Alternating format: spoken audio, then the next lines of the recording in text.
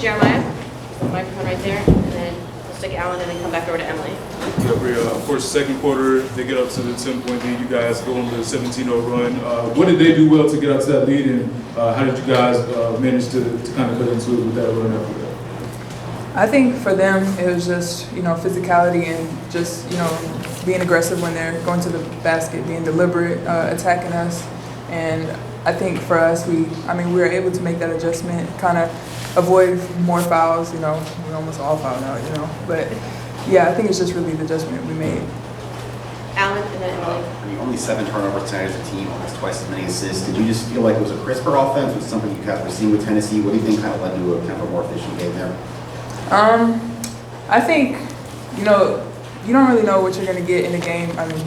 So we go out there and we turn the ball over, With us, it's like continuing to be calm and just turn the page and play our basketball. So if we have more turnovers than assists, then we have more turnovers than assists. We just have to finish the game. Emily. For you, the second double-double of your career tonight. Kiera had a career high or a season high in scoring. Just what do you feel like for the two of you was clicking so well tonight to have those kind of numbers? I think just with us, especially us two, just having our team believe in us, because we may not always score all the time, but we do a lot of the other things. So when we are called upon and we are told to make those shots or take those drives to the basket, we're able to do it. And thank my team for believing in us. Anything else for Brea? Thank you, Brea. Thank you. Questions for Coach Staley? Jeremiah, go ahead. Yeah, kind of going off of that last point, Kiera Fletcher with the 15 points. Of course, she's been more of a facilitator this season, but when she does kind of get into that, scoring mode, like what kind of extra or added dynamic does that kind of give you guys? Yeah, I think Key is getting more and more comfortable with running our team and finding her spots. She scored a lot of points when she was with Georgia Tech, and she needs to add some of that to what we're already doing. I do think she has an understanding of what we want. Now she has to pick and choose her spots to be aggressive offensively. And I thought she was just in a good rhythm. And when she's in a good rhythm, we just try to, play her as long as possible. I thought she got a little winded in the fourth quarter, and we inserted Raven, and Raven brought it all home. But it was great to see those two just work well together for our team. Alan. There were a lot of different matchups that were key, and I saw Beal, Saxon, Boston. Was that kind of the plan going there? There were a lot of different. Kind of what did you see was working there? I know she scored 21, but just kind of working in general.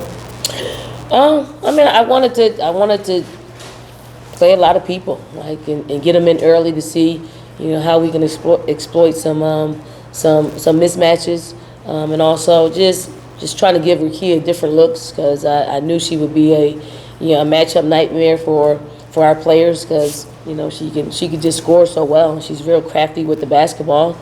Obviously, we didn't do a great job on her because she had our way, but we tried to just control what the others' contributions were, and hope that we keep them under control and do what we normally do: rebound that basketball, try to score in transition, and just try to figure their zone out, because we knew they were going to play some zone. We just didn't know when or how long. Emily, and then Cora. And then we'll go in the corner over there. Aaliyah, obviously not her biggest end of the stat sheet, but she's the highest plus-minus on the team. Just can you speak a little bit to sort of her intangible impact tonight? Aaliyah is a high-level IQ basketball player. She doesn't force things. She makes the right basketball play. Obviously they were double teaming her without the ball, and then when she got it, she draws a crowd. So she doesn't panic. She passes it out. She gets it she makes the right basketball play, and for that, it doesn't mean that she's always going to have the production that she normally has, because she's going to just play within how we need her to play, and that makes her pretty special, because she doesn't force it. She doesn't. She just wants to win, and whatever her stats look like, we know they are what they are, but they don't tell the entire story about her impact and what teams have to do in order for them to contain her. Cora? Don, your team went into the fourth quarter with an 18-point lead. Tennessee came back, cut it to 8. What do you feel like it says about them that you can't really completely break them because of everything they've went through this season.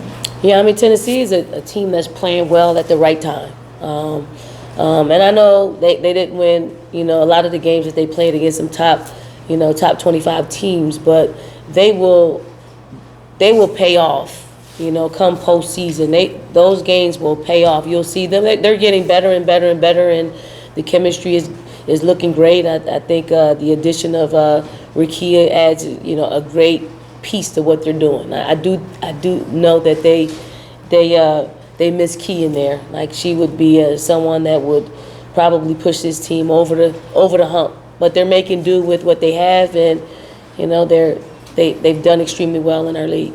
On the back corner. Coach, when a team packs it in like they did tonight, how long does it take to readjust what you guys do and, get your guards working?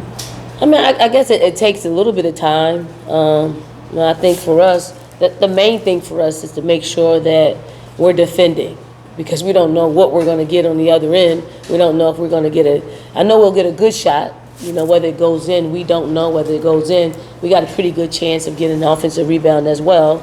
So it just takes some time for us to figure out where the holes are. And I know the holes are away from Aaliyah, on Aaliyah's side, but we still have to figure out how to get her the ball and not just completely go away from her because they have someone in front and they have someone behind. So it took a while. I mean, as long as she touches the ball, it puts us in a great position to get a wide open shot in rhythm. Alan?